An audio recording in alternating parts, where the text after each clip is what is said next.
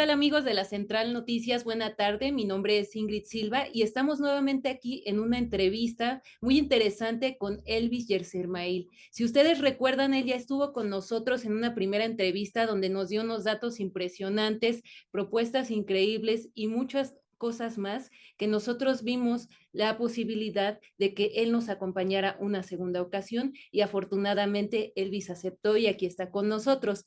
Si ustedes no vieron nuestra primera entrevista, bueno, ¿qué les cuento? Elvis tiene una trayectoria muy amplia en favor de las propuestas de personas con discapacidad y bueno, ahorita también nos trae unas buenas noticias que ya nos compartirá acerca de su labor recientemente reconocida y de la cual no ha dejado de participar y de estar ahí al pie del cañón. Entonces, le damos la bienvenida nuevamente, Elvis. Gracias por estar aquí.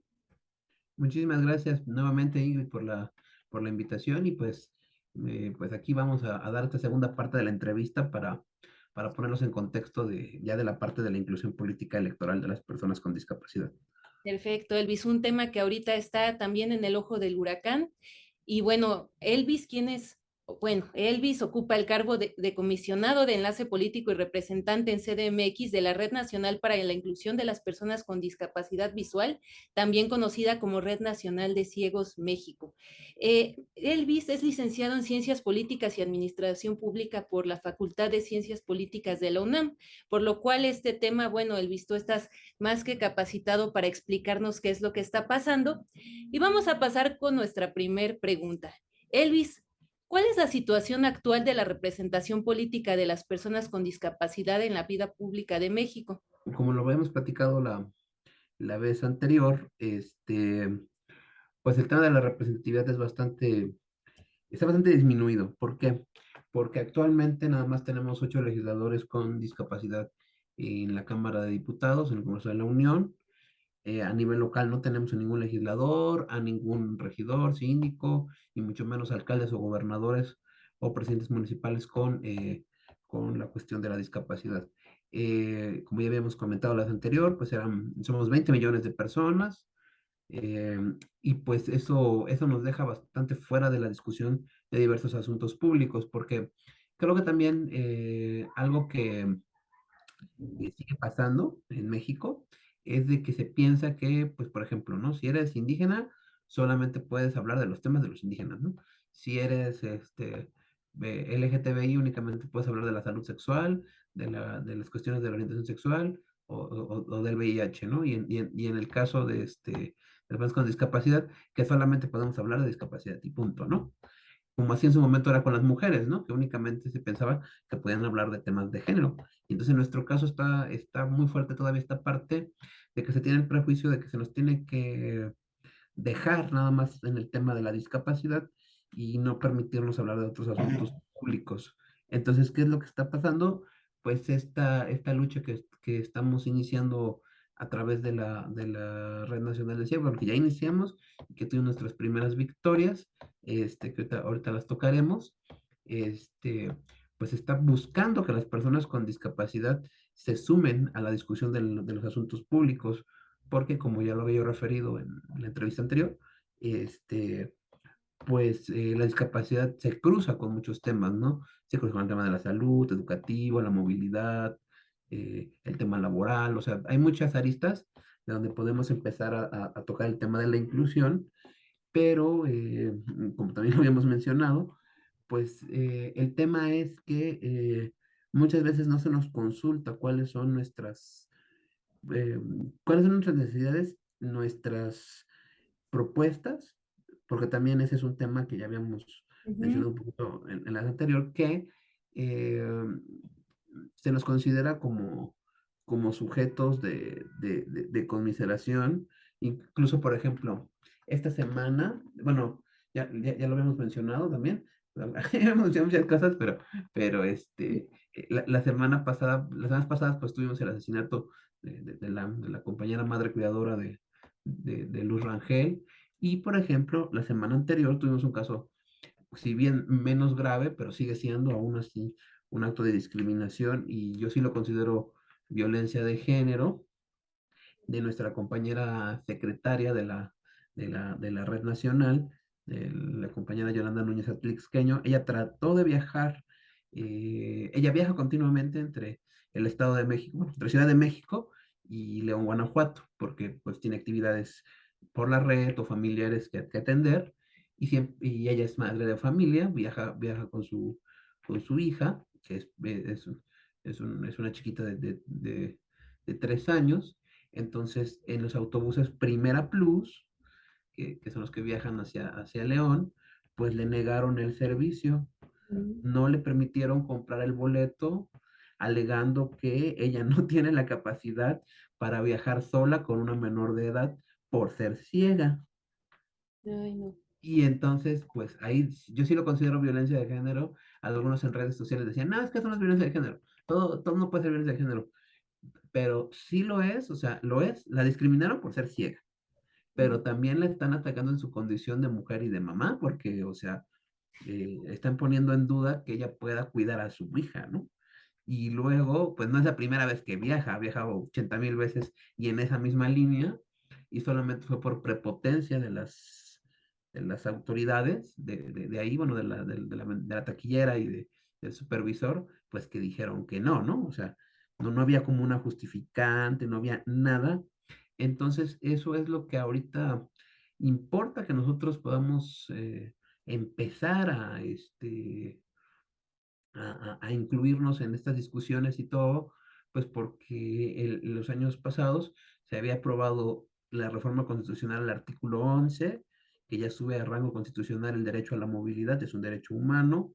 Yo también participé en la construcción de la Ley General de Movilidad y Seguridad Vial, que también ya se aprobó, y ahí metimos el tema de la accesibilidad en los transportes, tanto foráneos como interurbanos, para personas con discapacidad y movilidad limitada.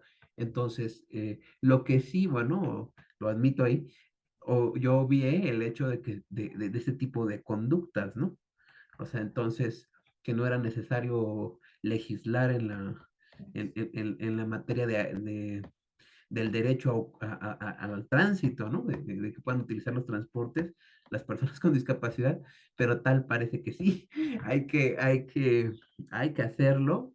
Y entonces ese es el tema, ¿no? Que las personas con discapacidad tienen que ser involucradas en la discusión de diversos asuntos.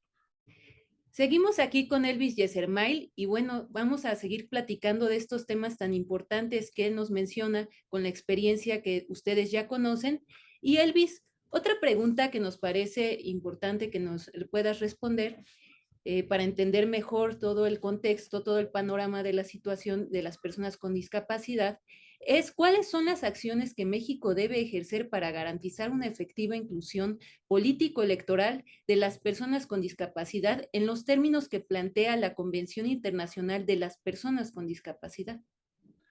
Pues mira, en esta cuestión de la materia, pues Ujú. los artículos 29, 30, 31, 32, 33 de la Convención hablan precisamente de esto, ¿no? De que los Estados miembros deben ajustar una serie de medidas para que las personas puedan tanto votar, las personas con discapacidad puedan tanto votar, que su derecho al voto, como también ser votadas y que tengan representación en pues en los espacios públicos, ¿no? Ahí, ¿qué se ha hecho en materia? Pues bueno, ya tenemos una amplia trayectoria como con fundaciones como Construyendo Vida y demás que desde 2007 estuvieron hablando y buscando políticas públicas y luego en la ley quedara el tema de la accesibilidad en los materiales electorales, o sea, para que las personas, por ejemplo, ciegas, pues tuviéramos las mascarillas estas para poder votar, o sea, que se le pone la plantilla en braille a la boleta electoral y así podemos saber cómo están los cuadritos y por quién estás votando. También se empezaron a hacer todo lo de la lectura fácil para la discapacidad intelectual, el lenguaje de señas en la publicidad oficial de los institutos electorales. Eso ya digamos que es un camino que ya se avanzó, ¿no? Ya Ujú. se avanzó, aunque falta. ¿Por qué digo que falta? Porque, por ejemplo, en el tema de los debates, cuando son los debates de los candidatos, en los últimos debates me acuerdo que sí ya hubo lenguaje de señas mexicana, pero no en todos los espacios. O sea, por ejemplo, en el debate presidencial me parece que sí hubo, pero en los debates, por ejemplo, de estas recientes elecciones de 2022 para gobernador y demás, pues no hubo, ¿no? Entonces necesitamos seguir adecuando ahí el tema. Y ahora bien, lo importante aquí también es que el INE, o sea, el Instituto Nacional Electoral, ejecute el tema de una consulta estrecha en esta materia de las medidas electorales, como son pues esto de las cuotas para personas con discapacidad a la hora de las candidaturas, la necesidad de la representación en los congresos, qué cosas las personas con discapacidad consideran que deben llegar a las discusiones de los candidatos al momento de las campañas electorales. O sea, eso sí se tiene que hacer la consulta, se tiene que destinar un presupuesto, así como se hizo para los indígenas recientemente con su consulta estrecha, tiene que haber una consulta estrecha a este colectivo. O sea, entonces nosotros, eh, eh, desde la red, pues ya ingresamos una petición al Instituto Nacional Electoral por el medio de la cual estamos solicitándole esto que acabo de decir, que se ejecute la consulta estrecha para definir las medidas a tomarse en medidas afirmativas para el proceso electoral 2024.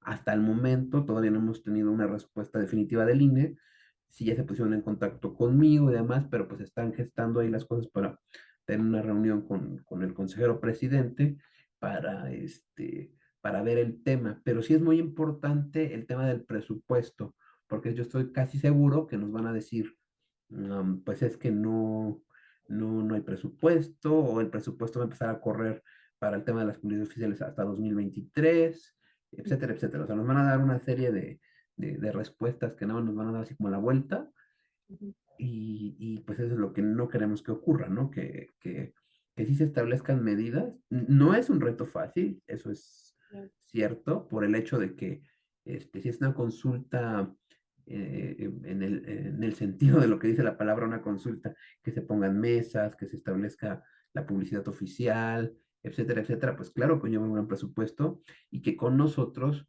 pues aún más por el hecho de que son cuatro discapacidades las principales, ¿no?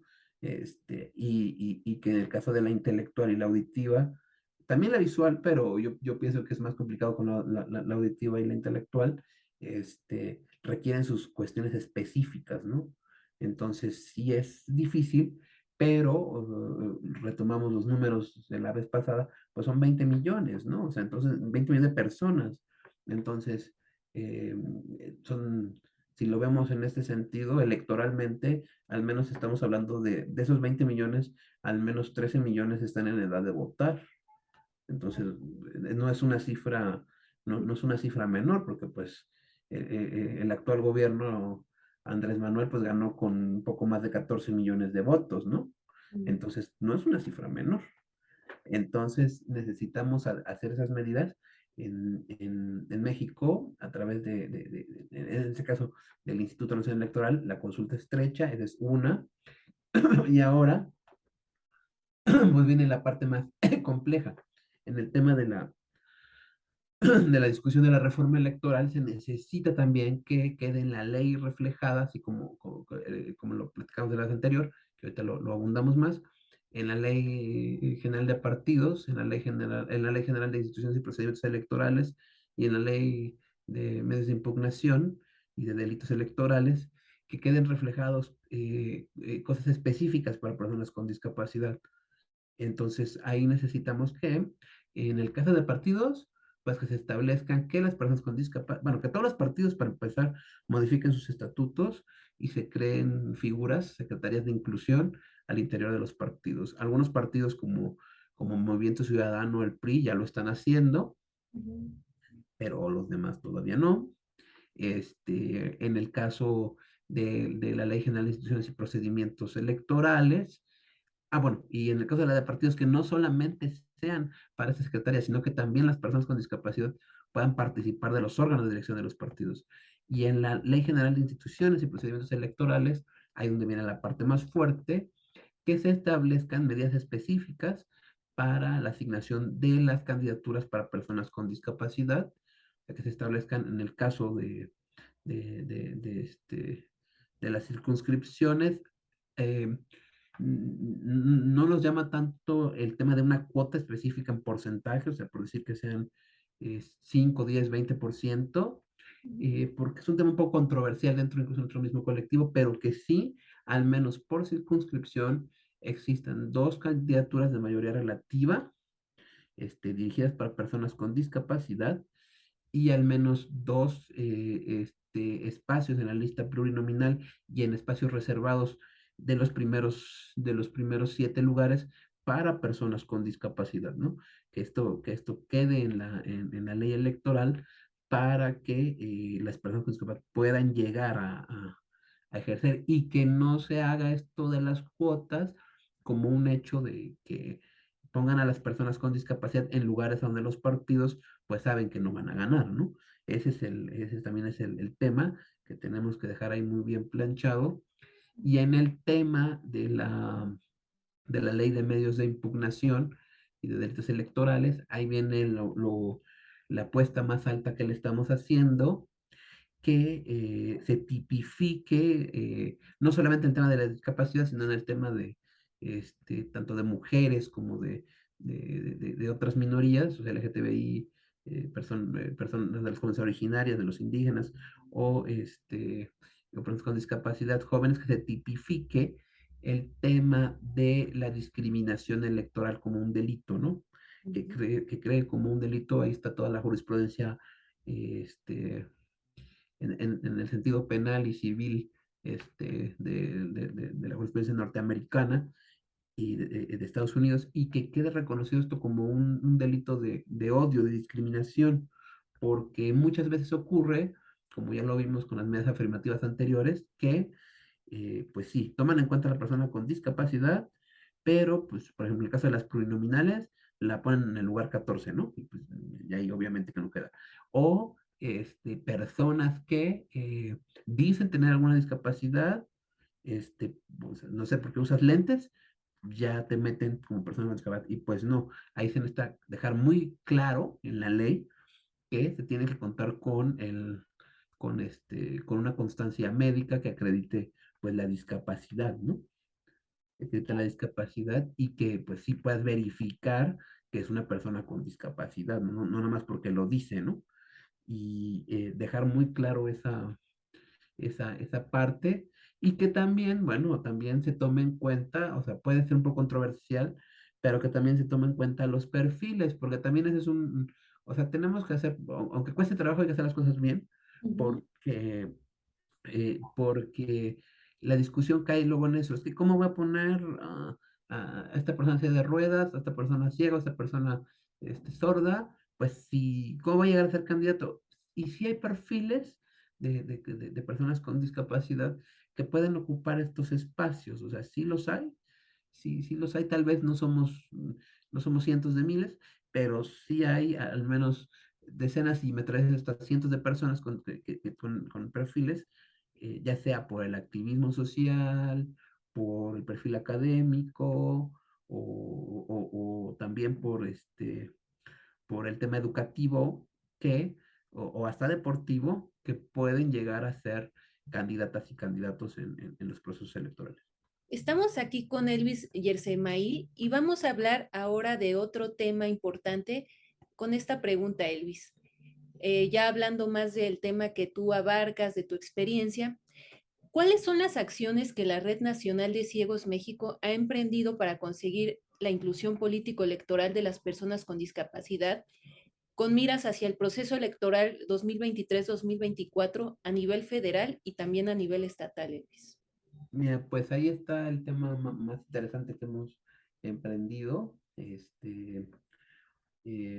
Esto comienza a proposición del compañero Ricardo Ortiz Carrión, que es nuestro representante de la red en el estado de Jalisco y es abogado. Este, Nos propuso la ruta de utilizar juicios para la protección de los derechos políticos del ciudadano, Ujú. que se abrevia como JDC. ¿Y qué es esto? Es un recurso que contempla la Ley General de Medios de Impugnación y de Derechos Electorales, para que una persona agraviada, o sea, en un proceso electoral o antes o post el proceso electoral pueda pues denunciar, pueda hacer una queja, un reclamo contra alguna de las autoridades electorales o contra alguno de los órganos en función, ¿no? En este caso puede ser un Congreso estatal, una Cámara, la Cámara de Diputados, el Senado o el Instituto Nacional Electoral, o sea, puede ser cualquiera de estas entidades cuando tus derechos políticos son agraviados. Se puede entender que este recurso es únicamente cuando ya fuiste candidato o candidato y que pues violaron tus derechos, pero no es así.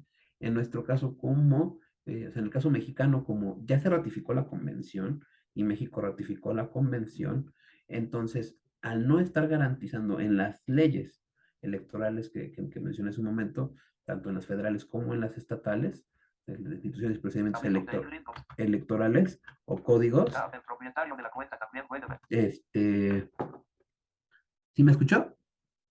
Sí, De instituciones electorales, que no se contempla esto de las candidaturas, que no se contempla la representatividad. Entonces, ¿qué hicimos?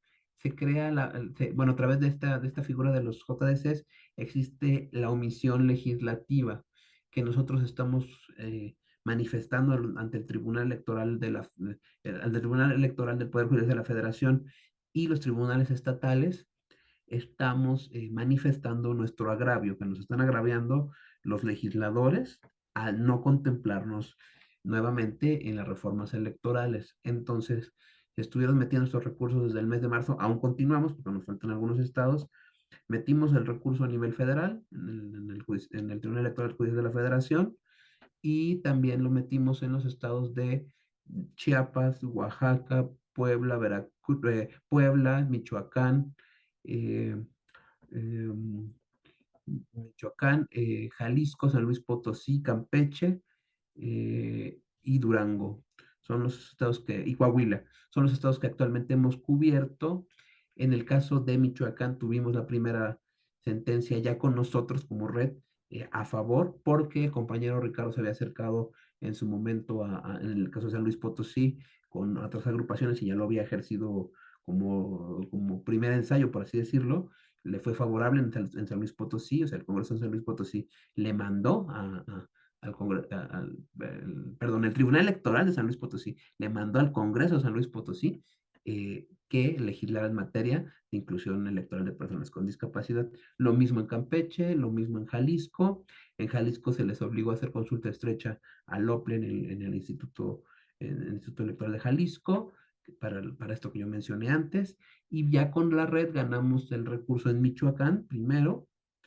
este, Le pusieron así como 80,000 trabas a la compañera representante de Michoacán, prácticamente le estaban diciendo que, pues que sí se le contemplaba en su estatus, en su calidad de mujer, ¿no? En su condición de mujer, pero pues no de mujer con discapacidad. Entonces, ahí después de una ruta un poco tortuosa que le hicieron a la compañera, pues al final el tribunal resolvió a favor y la sentencia igual le ordena al Congreso de Michoacán que legisle en materia.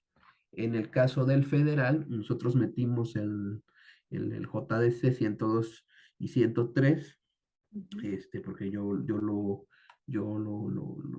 interpuse en coordinación con el compañero Ricardo. También uno de los miembros del comité aquí de la Ciudad de México, Pablo Elisea Sánchez, lo firmó y otro simpatizante de la red, este, que se llama Fermín Ponce León, también lo interpuso junto con nosotros y entonces se creó la carpeta 92 a través de la cual pues se acumularon estos casos y pues a razón de la presión que estuvimos haciendo en medios de comunicación, porque pues nos cubrieron algunos medios de comunicación, Milenio, el Diario de México, también por ahí hay una entrevista que todavía no la publican, pero sí ya no la hicieron, de Reforma, este, La Octava y otros medios de comunicación, también Grupo Imagen, ahí nos dio un pequeño espacio. este, Toda esta presión en medios, en redes sociales, pues favoreció, ¿no? A que el tribunal al final resolvió a favor. Prácticamente la resolución fue unánime, solamente una magistrada votó en contra. Y pues se le manda al Senado y a la Cámara que se legisle en esta materia de inclusión de las candidaturas. Y entonces, bueno, ahí está como el panorama de las rutas que hemos estado haciendo en este 2022. Y ahora viene como la parte, pues no diría que más sustanciosa, pero como la siguiente batalla. Estamos buscando entonces el acercamiento con los legisladores y con la JUCOPO en la Cámara de Diputados para llevarles nuestra propuesta en materia electoral, nuestra iniciativa, y que pues la tomen en cuenta ahorita para toda esta modificación que se va a estar haciendo de la ley electoral en esta reforma.